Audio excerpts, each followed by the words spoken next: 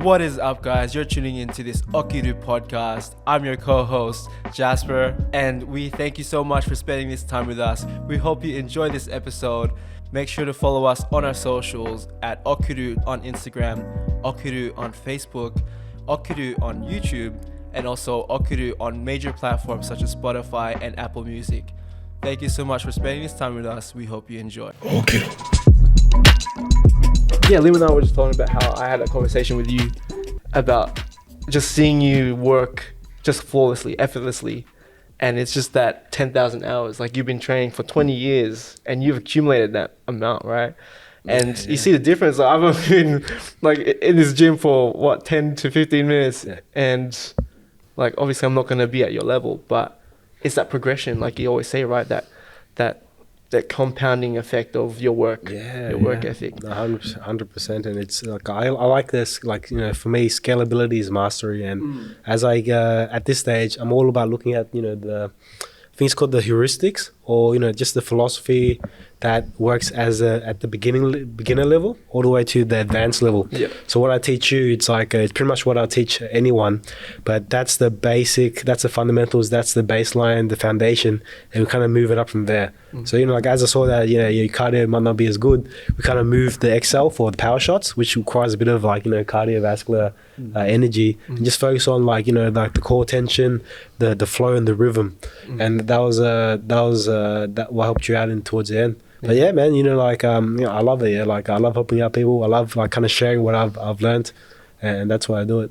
And that's why we're here, because we want to share your story. Thanks to Lim. Yeah, that's why we're here, man. Like, dude, I've known you for most of my life, if you think about it. Like, you're my oldest friend in essence. I think I went to your 1 month old party. Yeah. Like Vietnamese culture, we have something called a Day Tang, which is happy 1 month, right? But look, I'd love to hear about the journey from the start, because I understand it's not just boxing, but you started with Vo Vietnam, which is a Vietnamese martial art, which I don't think many people know about. Do you want to tell us that? And then your journey to where you are right now, which is Collingwood Boxing Club. Yeah, sure. Yes, I started with like Vo Vietnam. It's a Vietnamese like karate, pretty much, and I did it when I was 9, so grade 5. Mum, dad, they just got me in just because it's something for me to do. Pretty much, I used to play games all the time, but it was good because like one of the biggest things I learned from it was just like that's how I like to express myself, just like physically with training. I could be myself. You know, because like at school, like I was always okay, but I just matched the age bracket where I was like old enough to go into the year level above me, but I always did better with the year level below me, and like that's just how it always was. So I was always kind of like an outcast. I didn't quite belong, and always gave me a kind of a chip on my shoulder. But yeah, with Vietnam, I could be myself, and you know, things I was doing there, like I learned how to trick, do 540s, like aerials, backflips, and that was impressive. I'm like, oh, because like, you know, like, you want to be cool when you're in high school, So that kind of got me there. So then pretty much with Vietnam, because I went to another school called Simmons, and then from year 11 I moved to St. Paul's. Pretty much within like the first couple of months I started a fight club, and then like the first one I know it's ridiculous, the first one like I think 5 people showed up, and then the second one like everyone, all the year 11s, like some U12s came as well. It was big. I'm like, oh shit. And then like that's when like you realize, oh, your fighting's cool, and it's always cool as well. But also like I boxed a guy called Josh, and he was like, everyone's like, no kicks. So then like that was my first time boxing, and I didn't get hit, but it didn't look good. I'm like, I just got to focus on boxing now. So yeah, from Vietnam to boxing, that's how it went. Wow. So tell us about boxing. Why boxing? It's an art form, right? We have just experienced a class with you as you're being the coach, and we're talking about that at the start. Yeah, man. It's an art form. It's beautiful. The most important thing about boxing is we wear shoes, so I don't have to see anyone's feet. No, it's a classy sport, but not only that, it's one of the sports that if you're good at it, you can go very far.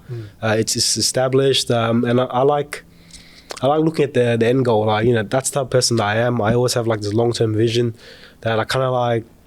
Short term I think about, middle term I don't think about, and that's kind of been my downfall at certain points. But I always look towards the end, and I'm like, when I was younger, I was doing it was so easy to me. I'm like, I could beat everyone. Yeah. Like, this is gonna be good.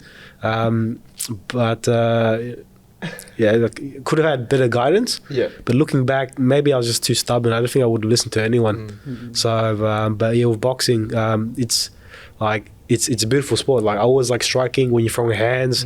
It just looks good.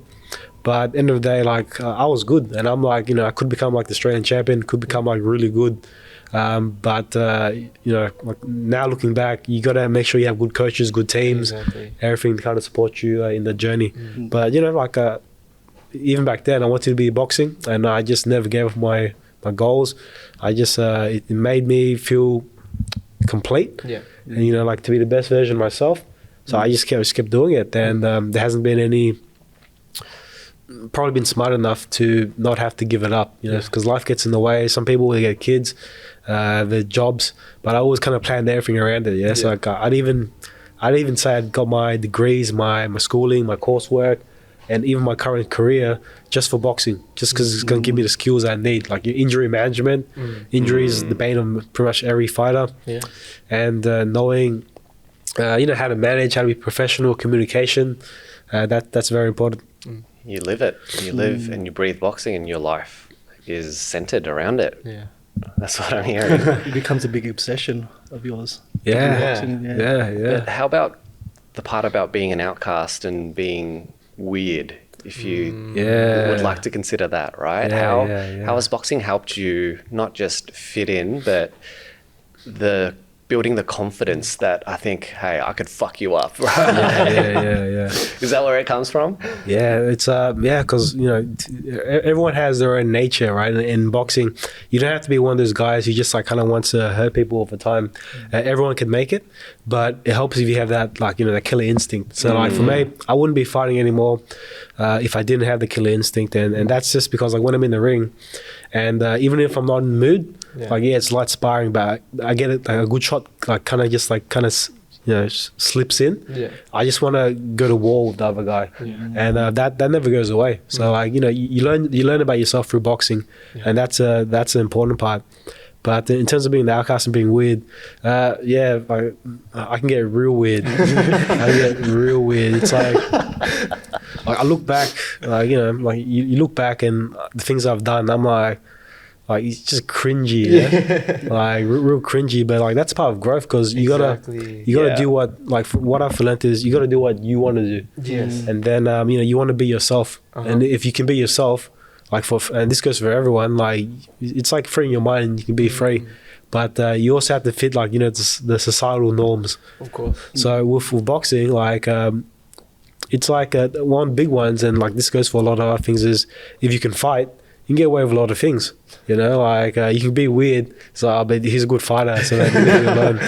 And like, just like sometimes things, it's just like the way things go, it's funny. I'm not sure if it's like luck or it's supposed to be, but like, I've got like 2 TikToks as well, and initially I just kind of did them as a joke. But one thing I've noticed, even on my Instagram, like, I don't get a lot of haters. And if they do hate, like, they don't let me know about it. Like, it's always behind like closed doors or something. Because like, say for example, I put on the boxing one, because like, I'm a hater as well in a way, like, but it's more like I'm trying to see, like, is this guy legit, or is he a fake pretender? So say like, I see some guy on like TikTok, I don't do it anymore because it just wastes your energy, but like, I might do it just to confirm what I believe. Am I correct? So like, I've got a lot of theories, and like, everyone can help prove these things, or just see if you're correct, because I'm wrong about a lot of things, and like, I'm hoping that what I'm wrong about isn't what I think is correct. So it's always a testing ground. But so going back to it, when I'm looking at people, okay, this guy's a boxer. What's his claims are? Like, does he have his Instagram linked? Click on his Instagram. He's got shit all followers. He's a scrub. So people are like, I might be saying things, because like, I'm like, I don't really the serious work. Like, this is a secret. I'll tell you guys now. Like, I don't put anything. Some things for real I put out, but pretty much everything's experimental. Like, everything. If it's for real, like, and some things are like like tutorials and all that. It's sort of like what I believe is the finished product. But as soon as I put something out, that's this is the finished product. I think of ways to improve it. Yeah. So like, Lim's been like, very helpful because he's given me a lot of good ideas. Yeah. Where like a kind of a growing file where you keep updating, keep doing iterations, doing cycles, and that's what it's all about. So going back to the first question, sorry for going off a tangent. That's all good. But with being weird, like I put up stuff on TikTok and just to see what would happen. Yeah. And every time someone hates on you, there's a valid reason behind it. Yeah. And it's true. So with Asians in particular, Asians are like the worst because Asians don't listen to any Asian unless they can do everything. Like there was one Asian that everyone respected, and that's because he was like an astronaut, a soldier, and a doctor. Johnny Kim. Johnny Kim. What a guy. Hey. Yeah, he's like Navy SEAL, a doctor, the god of all astronaut. Asians, the god of all Asians, yeah. And then like I listened to his podcast with Jocko Willink, and I listened like to that one, his life is so sad. I'm like, wow, that's like, because and that's like that's how it's got to be almost, because why else are you gonna do those three things, like make your parents triple proud. Like why else would you do it? Like it has to come from within as well. Yeah. But so at this stage with all the weirdness, what I realized was I need like so much merit, so much credibility. Like I need to be shredded. I need to look good. I need 3 to be degrees. like 3 degrees. I got to stack all the cards, and it's all coming into like fruition now, right? So it's that, and like when I was a bit heavier. Like on TikTok, they'd be like, "Oh, yeah, you're fat." Like this one guy used to hate on every video. He's like, "Yeah, you're fat." He's gone now because I'm lean now. He's gone now. Yeah, and like, because whatever they can say, because I'm an introspective person, I try to think, what can I do about it? Like, what can I improve? How can I be the better version of myself? So like, with the weirdness. You can adapt it because like, do you know one of the coolest things I've learned recently? What? Yes, like how like you think I've been all about the mental space, right? Yeah. But I always feel like the mind is like a bunch of like wires or gears, and you're wired for a certain amount of thing, or like like you're good at this type of thing, and it is kind of true, but that's more of your personality type. But like I was listening to a podcast with a neurosurgeon, and he goes, the mind's more like an ecosystem of like a fish, like a school of fish, and it's constantly swimming in certain directions. So each day you got to keep guiding it to the right direction. That's why like the sayings like rent is due every day. You got to trade every day. You got to like kind of keep. You can't really like slack off too much. Yeah. Otherwise you lose the momentum. Of course. Tell us about discipline then. That's where you're going with it, right? Training every day and building the pathways in your brain so that actions become routines and habits that it's just so easy for you to do. So look, I know that you run a lot, and recently you've been running in winter topless all the way to the city, and you're clocking 30Ks and 16K runs in daily. So how the hell do you wake up at 2 a.m, 3 a.m, 4 a.m and get out of bed? And we all fight that little fight in the morning when we have to wake up, right? How do we, can we stay in bed longer? Give me an extra 10 minutes, snooze. How do you fight those little demons inside of you that we all carry? Yeah, so like this one's cool, right? Like I said like a while back, willpower is a lie. And that's pretty much true. Like willpower is a lie. You only get a certain amount of willpower in your reserves. But after you've done it for a couple of times, like you don't see any benefit of it. Like if it's like in a fight, like if you're both tired, but you're smashing your opponent, and like he's getting like you're feeling like you're gonna knock him out, you don't keep punching. You're not gonna get tired. So you have to keep moving towards a progression goal, and you got to feel like you're making the improvements. But if you do what you're doing and you're not getting where you're going, or you're feeling like it's really slow, then you're not gonna go. You can't keep it up. So, but then it's all like being very holistic and kind of lining things up. So what I do is, I mean, some people might be night owls, but I like the early mornings. But also, like for me, when I'm up in the morning, no one's around. So I'm like, the world is mine. But also with the diet as well, I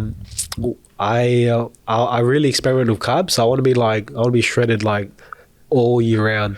That's my goal, and like I can pretty much do it. And it flies in the face of conventional wisdom, but I've done a lot of things that people said I couldn't do, so I'm probably going to do it as well. Prove them wrong. Probably going to do it. Like what?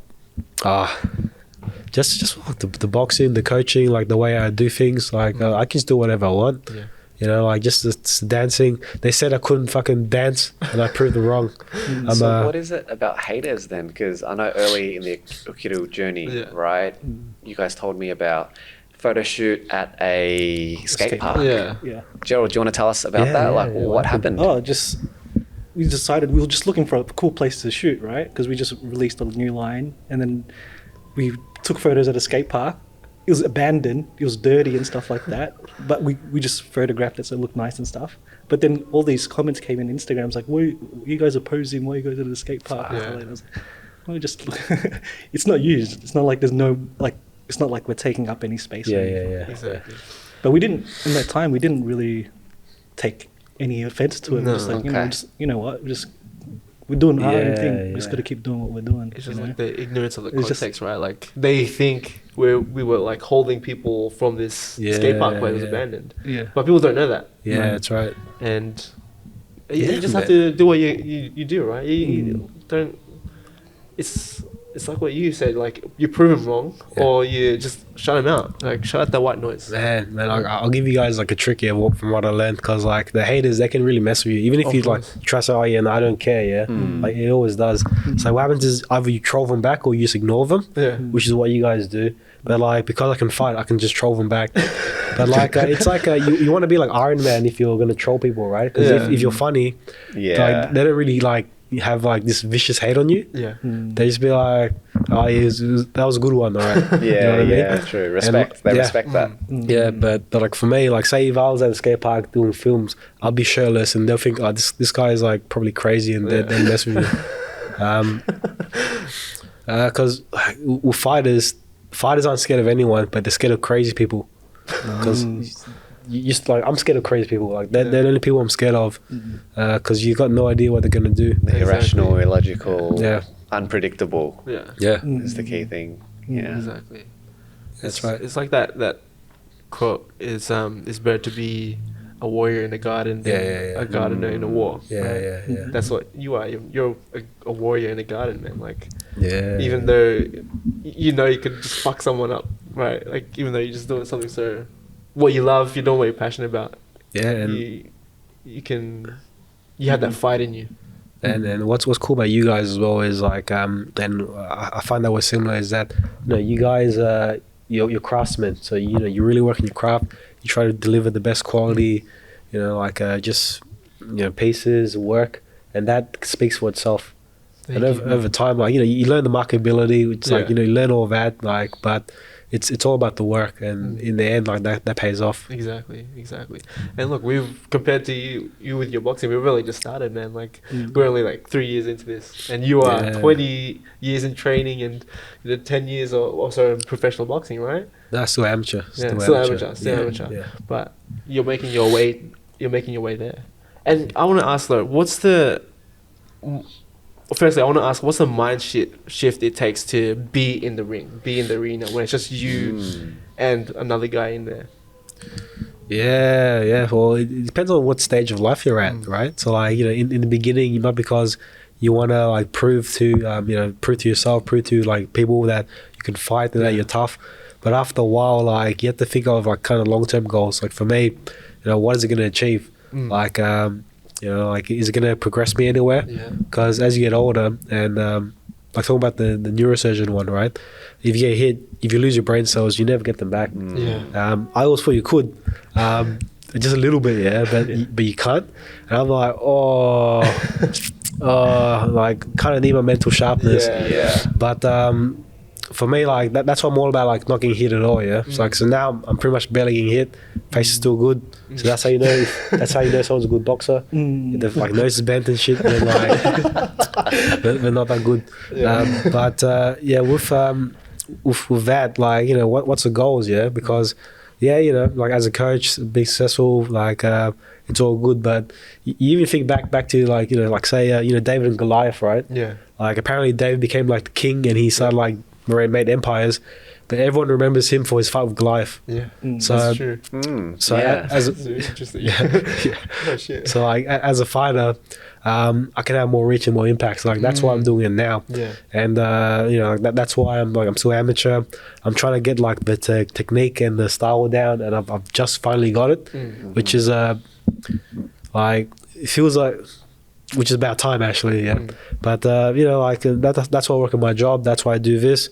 You know, like it pays out of love only. Yeah. So and that's fine because like, you know, I'm smart enough. I've made the right decisions, and I enjoy it. You know, this is what makes me feel fulfilled. Makes me feel like happy. Like that's why I do it. But like with the fighting, you can inspire a lot of people because like people like fighters, but like when you've done it for so long, it's like, you know, like it becomes normal. Has the coaching helped you become a better fighter? Yeah, like that's been the biggest one. So why I like teaching everyone is if I want to be a good coach and a good fighter, you should really understand what you're doing. Yeah, exactly. So like I have the mindset I should be able to teach anyone if they're willing. You know, like if they have too many disabilities, you know, you guys like you still young, you still move, no massive injuries, not too much bad habits, fixing that up and seeing the trends that kind of go on, right? So like, you know, like it's all about the patterns, it's all about the trends. Like a physiotherapist, for example, when he can't help someone with an injury, they'll refer up to like a surgeon. Yeah. And that's because surgeons, the only difference is they see complex cases on a daily basis, So their pattern recognition of complex cases is like at a high level. Yeah. Whereas physio is just like, sore knees, sore backs. But surgeons is like, I got nerve pain at this point, Yeah. and like all this other stuff. So it's becoming like a surgeon now, and it's all coming together. But like, you know, I'm 29 now, so like, and with the brain cell part, I don't want to take too much more damage. Okay. But taking very little damage, injury free. Like Taylor down there, he's an athlete. I'm an athlete. No injuries. I'm training harder than I've ever trained before. Training smarter than I've ever trained. But now I'm starting to listen to people who have experience. Yeah. Because I listen to no one for like the last forever. But now I'm being a spider. What's the age bracket in terms of good fighters and physical peak and mental peak is much later in life, right? Oh. Like at 29, where are you in your journey? Yeah, so I'm pretty much there. I'm pretty much there now. Like I'm always I gotta get more shredded because I always use like the analogy like you can race in any car you want, Yeah. But you got a fast car and a slow car. When you're shredded, you can access the fast car. So like you know, and the fast car drives differently than the slow car. But if you're not ultra shredded, all you have access to is a slow car. Yeah, they're both cars, but they drive a little bit differently. Yeah. You know, the fast car you can push it a bit more, you go harder, and it's easier because it's built for it. So I guess one mistake I did was I kept doing those hard runs, like really like getting very low sleep deprivation training, and I did that when I was lean, like you know, like lean, but Explain more the sleep deprivation training. So like I go back you to do? like that part where I wake up and I just train. Yeah. I'm not answering any questions. It's because like with the diet I do, like I just kind of wake up. I go to bed like 8, 9, and I just wake up and I'm like, and I get excited because I love the runs. Yeah. I love the runs because at the same time I can just flex on people. Be like, hey, I'm already at like 3 a.m. You guys are sleeping, and it's and I'm using like pre-workout OxyShred because I got a really low tolerance. But everyone thinks I use a lot of caffeine. Everyone thinks I smoke, but like a lot of times I just do it for like for the comedic effect. But you know, it's fun because like when you just say ketosis, right?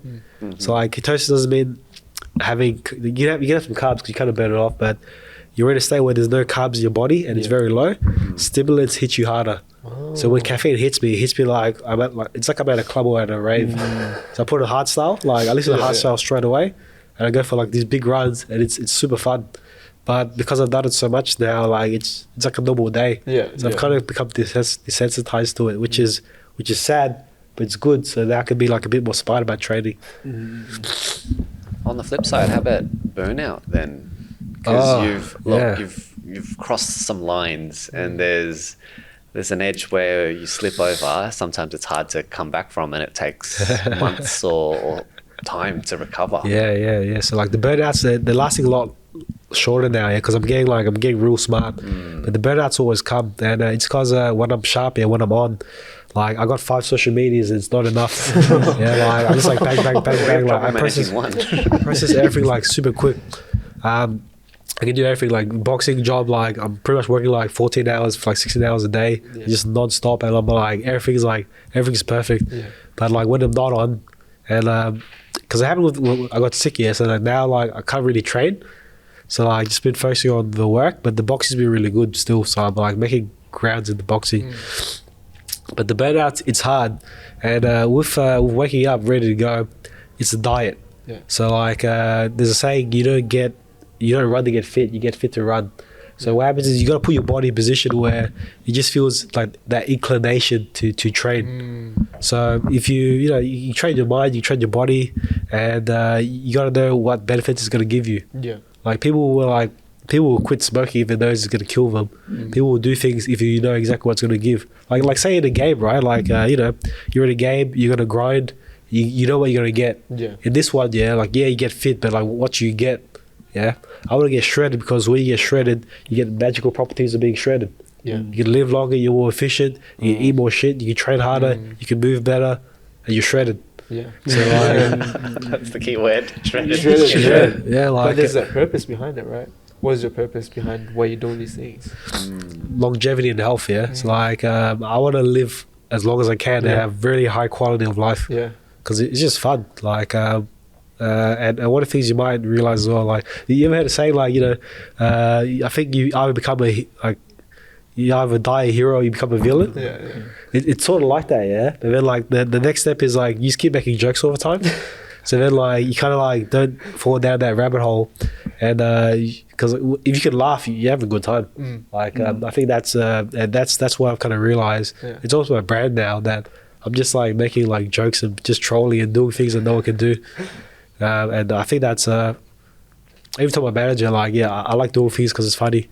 So like I might do it because it's like it's just how it is.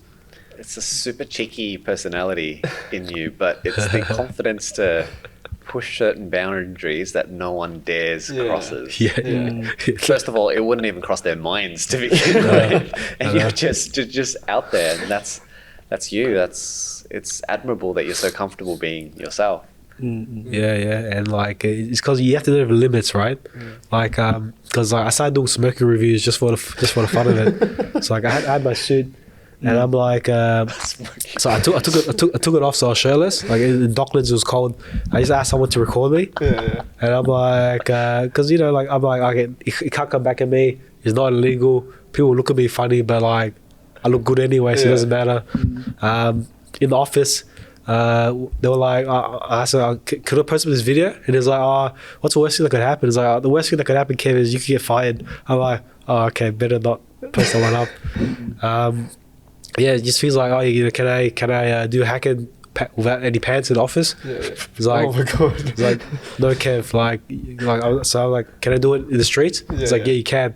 It's like, just not in the office. I'm like, okay, cool. Just feels like that. And, I think it's funny, and like really, I just think it's funny, but it doesn't detract from your character. Because if you're weird, but like it's kind of like there's a saying with like a dog, like if you have like a worker or a worker who's like very loyal, like a dog, but he's shit, he does a really bad job, and you have to fire him. It's like shooting a loyal dog. It hurts, If you're good at your job, you get away with a lot of things. But it does depend on your structure. Like I got lucky with my company. I do a good job. I work really hard. Working smarter now, so you can do it. Kev, back on the craftsman, and how you're admiring Okiru because of the art and quality that we bring out to, I guess, our brand. But yourself as a craftsman, as a boxer, as a comedian, I'd probably call you now. In terms of first drafts, because you've got a lot of content that you put out, what is the content that you create and you don't release? Those first drafts, right? That's the fear that artists have to release, because they think the tolerance or quality is not high enough that they're proud to release. Oh man, it's like with you guys, like what I think about this podcast is like I love I mean, I do like talking, but at the same time, I like bringing people up. So like, I kind of like look for people who have like potential. I can't give them the right guidance, because like, you know, everyone has to walk their own path. Yeah. But with you guys, like, you know, I look at your content straight away. You can tell if they're good. I just gotta watch people box for like a couple seconds, and I'm like, oh, this guy's good. You can tell straight away. Yeah. So with the first drafts, as you keep working on this, like it goes back to theory of everything. Like you know what will work, you know what looks good, but sometimes you gotta like, you know, adjust it for certain algorithms and all that. With the drafts, everything I touch, it works well. It just depends if I have energy for it, because I've got like a lot of content that just waiting in storage. I just don't have the time to do it. So like it's all there. I know it's gonna be good. I just don't feel like doing it because I gotta work. I gotta do all this other stuff, and that's probably the downside. But yeah, with the first drafts, it goes back to this saying, right? Like, if you're not willing to be the fool, you will never be the master. So that's like what I've like taken on big. So everything I put out, even if I'm trying to be serious, I might downplay it and be like, oh yeah, it's just a joke. And then like, because what happens is everything is a joke until it isn't. Like with COVID, like it was a joke and then it's no longer a joke. Everything is a joke until it isn't. And people scared of making mistakes. People scared of getting hated on. And you know what? Like that's a big mistake. You like, because no one really cares. You know what I mean? Like no one really cares. You ever talk shit, but then when you prove it wrong, they'll be like, oh shit, okay. You know, like it's just how it goes. But right. I just owed it. It's like that's a part. But like what I've learned is because it does say you put something, you really put your effort into your heart, your soul, and it flops. Like it hurts, It's like so. The trick is you got to disguise it as you know, just not even trying, just put it out. You know what I mean? But like at this stage in life now, everything I put out, like I don't even try. I just like do it in one take, 1 or 2 takes. Had to get like, you know, maybe the lighting right, maybe the look right, or the wording right. Maybe I edit it a couple times, but like I'm not too worried about like growing my social media anymore. Like I haven't monetized anything because I don't really feel like doing it. Like I probably could, but like I just have the resources right now by myself. So but what I've been doing is I've been trying to like get people who are like-minded, and just like people who have potential to become leaders or like role models. And I've got enough of them now. So like and to get that content, you got to post shit about yourself. You got to be like, you got to be very genuine. You kind of attract like-minded people. And for me, it's like people who have my sense of humor, which is a bit different. But it's good, you know. It's all worked out somehow. But it's just finding what works for you, right? Like it's that process of just learning and growing. It's like when we talked to David a couple of weeks back, and he said this thing like, if you're not embarrassed one day about what you put out ages ago, like it's already too late. Like you just gotta keep posting.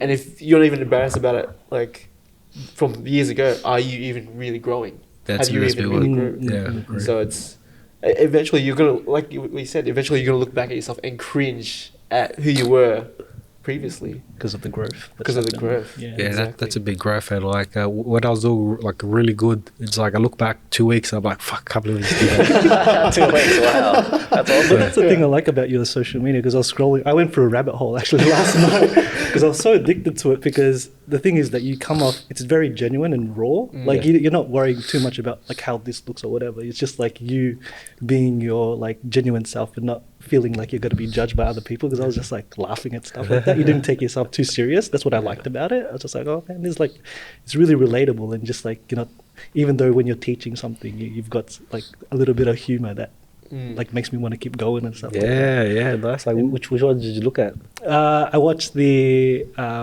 you did a lot of the hacking stuff like that. Like reading the caption, because like sometimes your videos like they're trolling a little bit, but then the caption is like pretty like got a lot of wisdom in it. I'm like, there's like that 2 like things. I was like, that's really good. That's why it's called switch up. He switches it up, man. Element of surprise. It's a surprise. But did you always kind of have that attitude when you were growing up, like kind of not really like worrying about what other people thought like about yourself and stuff like that, not taking yourself too serious? or was it something that you learned later on? I mean, like definitely learned that later on, like because you always care what people think, and that's just person that I am. Like if I ever get anxiety, and like that could come from like low sleep. Yeah. So like when you use sleep deprivation training as well, it's I mean like it's good because like you get really anxious, and like you keep thinking about like what people are thinking about you. So it is good, but it's bad because you feel anxious. Yeah, but it's good because like you kind of think about ways to kind of adjust it. But yeah, you know, because like of course, yeah, everyone wants to fit in. People want to be like seem normal, and it's hard. It's very hard because you know you're always kind of like worried about putting your real self out. But at a certain point, you just gotta find the moment and say like, you know, fuck it, let's go. Let's do it. Own it. Own who you are. Yeah, you gotta own it. Yeah, and like even if it comes off a bit too raw, you can make it a bit more professional, where it doesn't come off too bad. But like it's like that's why I help a lot of guys out. Yeah, like yeah, I've got boys, and you know, Wolf, I made like a syndicate, yeah, Bloodstained Syndicate, and I had no idea, but one of the guys I was talking to, he's number 2 in Australia at heavyweight. For amateurs, yeah. And when I was helping him out when he was at the crossroads, yeah, he was thinking about quitting boxing, and like all I did was just talk to him, like give some advice. I had no idea he was thinking about quitting, and then he became the number 2 in Australia, and like he changed his Instagram name to Bloodstained Malcolm, and then like when his mate changed that to Bloodstained Cioli, so like it's credible now. I'm like, huh. And like I always treat it like a joke, yeah. So I like initially was like, yeah, you know, like these are my groups of essays.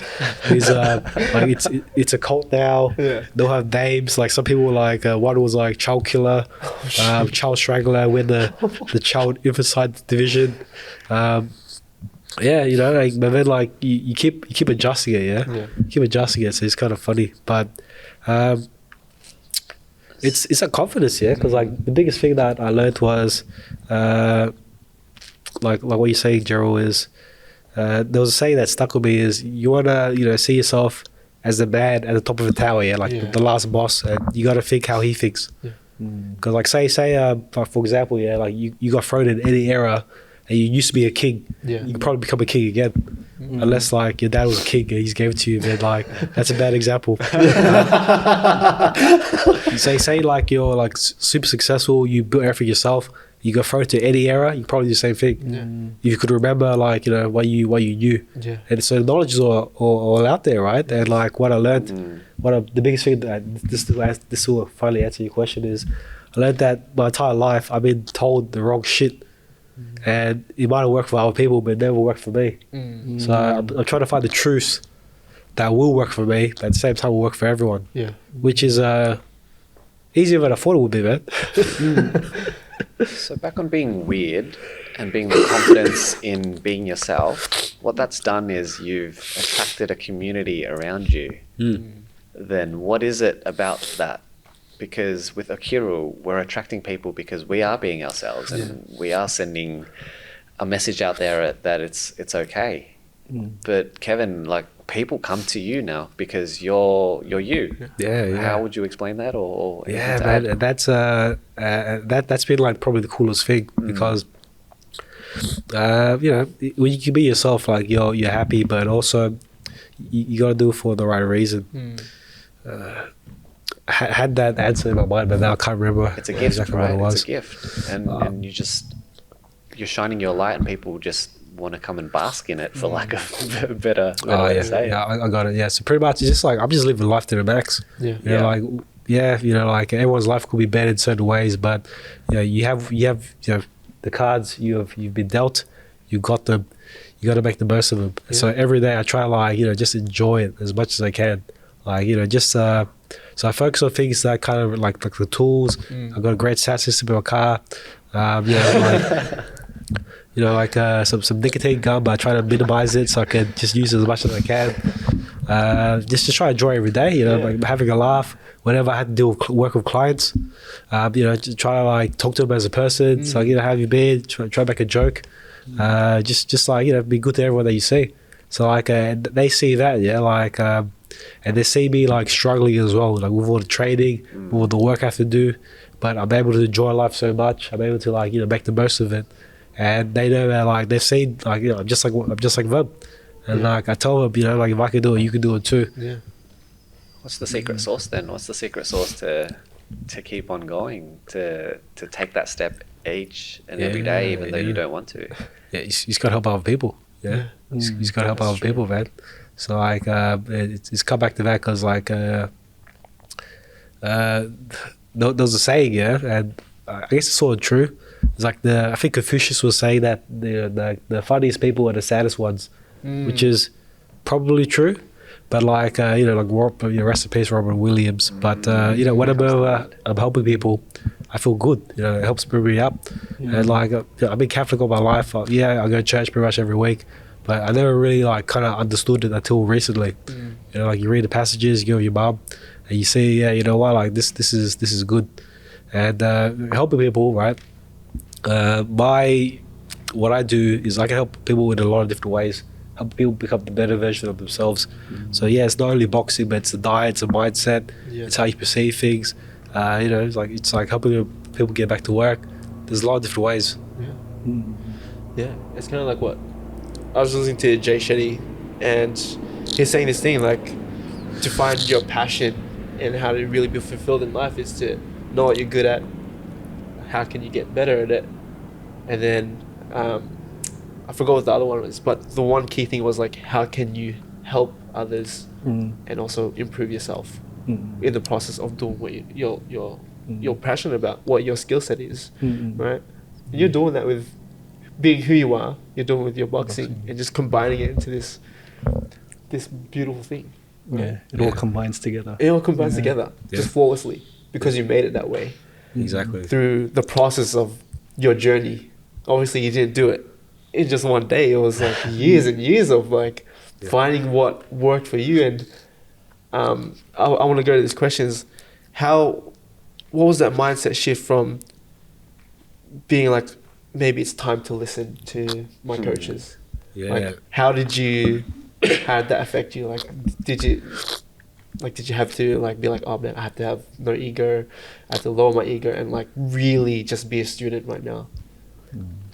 I'd say it's just feeling more human now. Yeah, I'm feeling older. I'm like, shit, I can't make as much mistakes anymore. Just feeling a bit older. Yeah, like realizing, okay, like I don't feel as young as I used to. I can't make the mistakes now. They cost more. Actually, no, yes, I still feel young. Yeah, I still feel pretty young. But like the mistakes, they cost more, and like I have to be smarter because there's more on the line now. So like for the longest time, I could keep the responsibility kind of low. So like that lets me like say, you know, I just wake up and do all these runs and then like you'd be okay. But now if I have a shit day, it affects a lot of people. So, and you know, because it goes both ways. Yeah, like the relationship between like a coach and a fighter, it goes both ways. So like now as I'm coaching people, I realize, oh, like this is what I experienced with Kel. I'm like, oh fuck, he was right. So like seeing that, I'm like, yeah, you know, like because of course, yeah, you know, I keep that level of like humbleness, but at the same time, when everything you kind of do works, you're like, yeah, sure, yeah, you know, like it's all pretty easy. So like that's what I'm doing it now, like just to make sure I do it right, but also the understanding that, yeah, you know, like they were right, and now I'm listening as well. I'm making so much more improvements. So like that's been awesome. Amazing. It's always that like the hindsight thing of when you listen to something you heard a while ago, like from someone else, like a mentor, and they tell you something, but you don't implement it, and then only later on in life you're like, oh damn, that's what they meant. Only when you experience it yourself. Is there anything like, what would you say to people that, because I guess you don't really get to have that thing until you experience it yourself. Is there something that you can say or tell someone you're coaching, like you're trying to coach, that, you know, this is the path that I went on, blah blah blah, like, what's the thing you would say to them? So like one of the biggest ones is I've kind of been like been reconnected with my first coach as well, and he'd say like all these things, and like they're pretty good, but like to implement them, like I just couldn't figure it out, like it just didn't work, like because say you're fighting and say like, you know, like do this combination and you just can't find the timing for it, you can't pull it off somehow. But like, yeah, it might be the right combination, but if you can't do it, then it's not the right thing, yeah? So like now, I'm training at Collingwood. Kilbride has his program, and it's the best, yeah? Like everything he teaches is like completely right.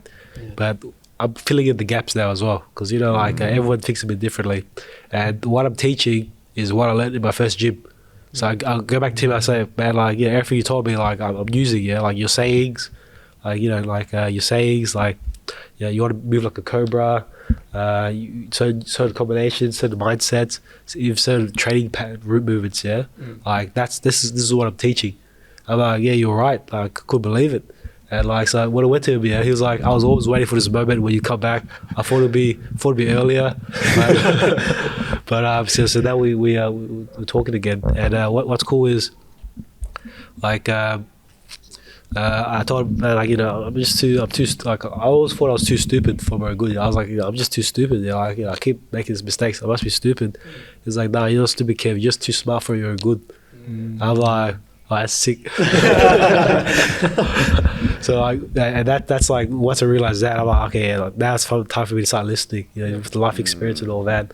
I'm like, oh, if I'm too smart for very good, that's a good thing, because like, it's the perspective is so important, man. And like, throughout life, I'll learn things. I'm like, oh shit, like, how come I'm learning this phrase now, right? Like, you heard perfect, like, practice makes perfect. It's perfect practice makes perfect. Because you practice, it's going to make you grade whatever habit you train. It has to be perfect. It has to be perfect. Couple others as well, but can't think of them. How about your first coach? Like, what did that moment feel like to you beyond the, oh, I get it now, but reconnecting? Why was there a drift to begin with? And I'm curious, because I know the gym was in Footscray, right? And it was a Vietnamese or Asian coach. Yeah, Viet. What's the difference between him and Cal? And you said the style of the cobra, right? In Asian, in Kung Fu, and for instance, you mimic all these animals and movements. It's super cool. I'd love to learn the difference and coaching like styles and patterns. Yeah, I guess it's like Eastern and like Western styles. Like, you know, Paul Lee, first coach, he's Vietnamese, so he just gets it. You know, like he's like, there's not a lot of Vietnamese fighters even now, and boxing as well, because you're all kind of put through a certain like, you know, mindset, you know, so like a structure that your life has got to evolve around. But with Paul Lee, like he just forced it, and like that's what I like, because he's like me, we're really stubborn. And you know, like what he teaches, it just works. Like end of the day, if what he teaches didn't work, I wouldn't be talking to him. But it does work, and he's still around. Because like, you know, people, time always tells you. So if someone is full of it, people are going to find out. And I put myself out there. People thought like, you know, I use drugs and all this type of stuff. I'm still around, baby. You know, like my name's still clean. I'm still good. Only thing was like, I was just weird and did things that like, you know, probably shouldn't have done. But now I've got out my system. I don't want to be Eshe anymore. So, You're retired. Yeah, I'm retired. So we're all good. But it was fun, you know, because I started as like a low little Eshe, and then like I became like the king of all Eshes. And then like I was still sad because I was by myself. I needed a group of Eshes, but no one wants to be a group of Eshes, so I was like an Eshe cult. And then no one wants to join a cult, so then like it became what it is today.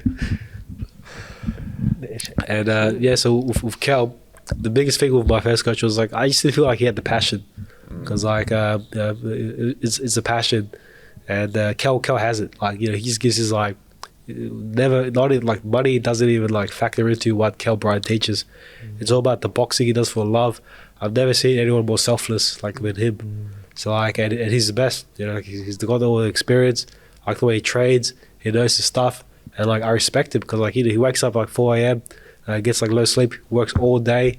Just like he's a machine. I'm like, yeah, I want to be like that. You know, like, so you know, you want to hang around people that you can learn from. Yeah, exactly. How about if you go full circle and go back to Vietnamese karate? Yeah. What have you taken from there that you still have, 20 years later? Yeah. So I've actually gone back there like just like once and twice as well, just to help out. So you got the uniform as well. Just on Sundays I can't really go because that's my rest day. When I get shredded, I probably going to train move every day. But with that, it's a flexibility. It's like I still have good movement, like the stretches, the mindset. like understand the culture. You want to have good community.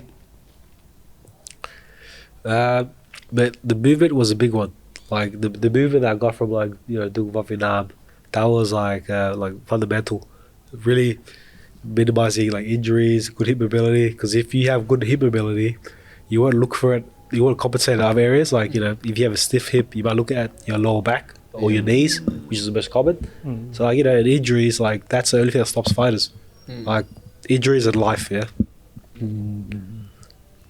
Still thinking about that longevity. Yeah. Trying to stay in the game as long as So possible. it's like longevity, but like a peak performance. And that's what I'm all about. Because when you go like peak performance, it's fun. Yeah, it's like you're riding so fast. Like I go to office at like 4 a.m., 5 a.m. I'm just like, yeah, boys. Yeah. Holy shit. Yeah. No, that's incredible just to hear your journey so far, and being a coach now, and hearing that being a coach makes you a better boxer, makes you a better student of the practice. What have you observed in coaching, like the mindset, the physical for younger boxers or other boxers that you're coaching at the moment? Yeah, so when I coach these younger boxers, like it's like I see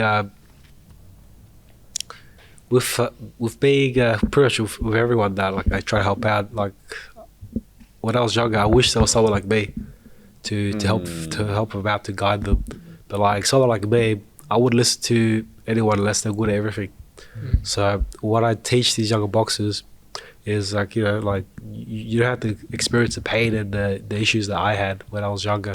You can do it in a better way. Yeah. There's easier ways, like because it's it's not only like boxing advice, but it's like kind of good habits that you develop. So the good habits, good mental states, and it kind of just keeps escalating as you get better. But you got to always have the right guidance through there. So that's what I say. And each person is different, right? Like each person is different, but one of my gifts is I can make friends with anyone. That's like I'm just really good at making friends with everyone. And part of my job is like I learn about all these different roles. You talk to them, you try to see like how you can help them, how to make them like help them feel better, be a better version of themselves. And then like that's what it's all about. Because when someone knows that you genuinely try to help them, they'll appreciate it. So like with the coaching, and it's good because it's kind of like a puzzle. Yeah, you try to like figure out how can you get them to the next level. Yeah. And like that's what I enjoy. And they always appreciate it. You know what I mean?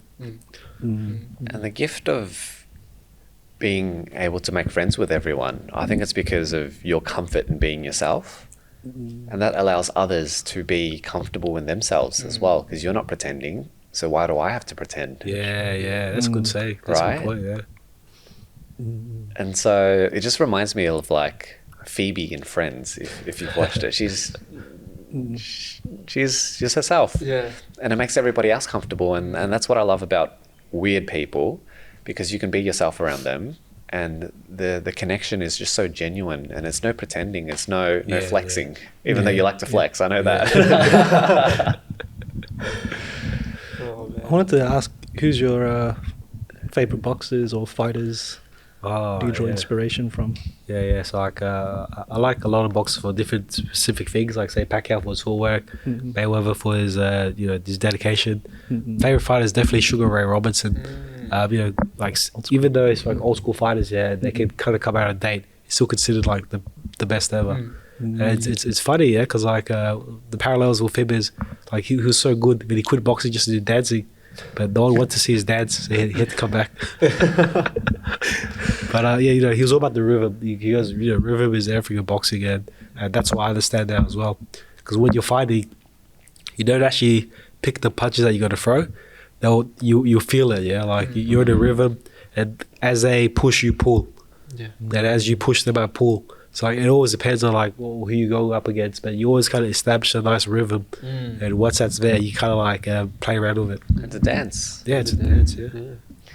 I always hear it anyway. Like the association with dance and like fighting. Like there's a lot of people that are really like even with soccer and stuff like that. A lot of the Brazilian guys, they do like their own salsas and stuff like that, but they helps them with their footwork and stuff like that. Yeah. So it's interesting to know like the two things come together. Yeah.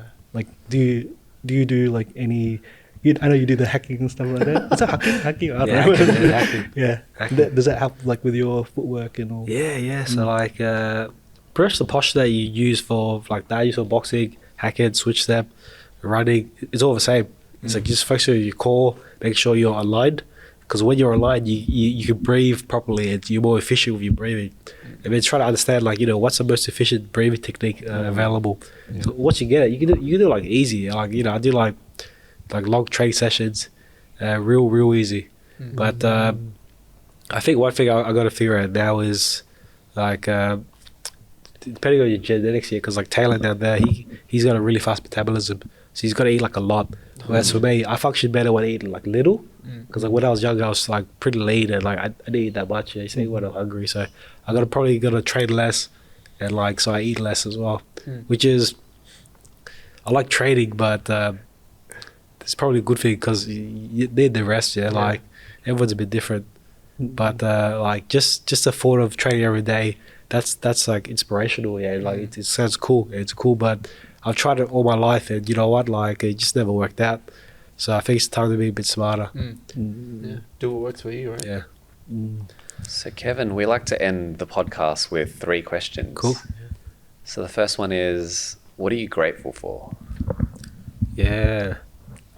Just grateful that I can be myself. You know, like my job, in the gym.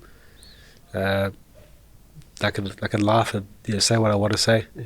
It's like that. That's what I love. Yeah. And through your journey, what have you realized? There's only a few truths. There's only a few truths. Only a few truths. And I guess you're an introspective guy, and we love introspection because it helps you grow, right? What is a question that you want to ask yourself or you want to ask others? Yeah. Is what you're doing sustainable for how long you want it to go? Like, you know, like when's your finish line? Or is there a finish line? Yeah. Well, there is none, but like, you know, like preferably where would you like it to be? Yeah. What's on the horizon, right? Yeah. Where you walking towards? Start with the end in mind, but the longevity, the sustainability of the practice, so that I guess you don't burn out and you can go for as long as possible in the fastest car and the most robust car as possible. Yeah, shredded. Shredded. Man. So how do people find you on social media and the content that you're sharing and the work that you're doing in producing coaching and how do people find you? Yeah. So on Instagram and TikTok, it's at switch.step. And if you want to see me dance, it's aggressive hacking on TikTok. All right, brought to you by Collingwood Boxing Club as well. Hey, it's just where we are. So thank you for coming on and having a chat and having us here in this beautiful space as well, Awesome, man. No, I appreciate it. Like, I had fun. Great talk to you guys. Like, teach you some boxing. It was great. Yeah, Like, it was always a good time. And look, Appreciate if we that. could do this again, it'd be amazing because obviously this was only an hour worth and we only did 10 to 15 minutes of training. So if you're open to it, we'd love to come back and have you back on. Yeah, done. Yeah, Let's do let's it. do it. Let's share your journey even more. Let's Like, do it. there's 20 years worth of experience there. So, Yeah, done. Let's I want that. we'll turn Jasper to a machine. We'll see, man. Champion, man. Champion. You're gonna get shredded. I'm gonna get shredded. I'm gonna get shredded. Unless I was like Tyson Fury. What's wrong with that? Yeah. Who was that other big, heavy, massive? He bet Anthony Joshua, like the Joshua. Mexican. Oh. I forgot his name. Mexican. But he was like massive. Mexican He was guy, a massive but guy. then he cut down. He cut down, Yeah. Oh yeah. That's right. Yeah, that's right. He's got fast hands. Yeah, that guy was a beast too, man. Andy Ruiz. the Andrew destroyer. Ruiz, Destroyer, yeah, that's the one. Yeah. Anyway, let's crazy. close this out. Thanks for listening, guys. We hope you found value in this, and thank you again, Kev, for having us here and joining on the podcast. Let's go. Nice. Peace. Peace. Okiru.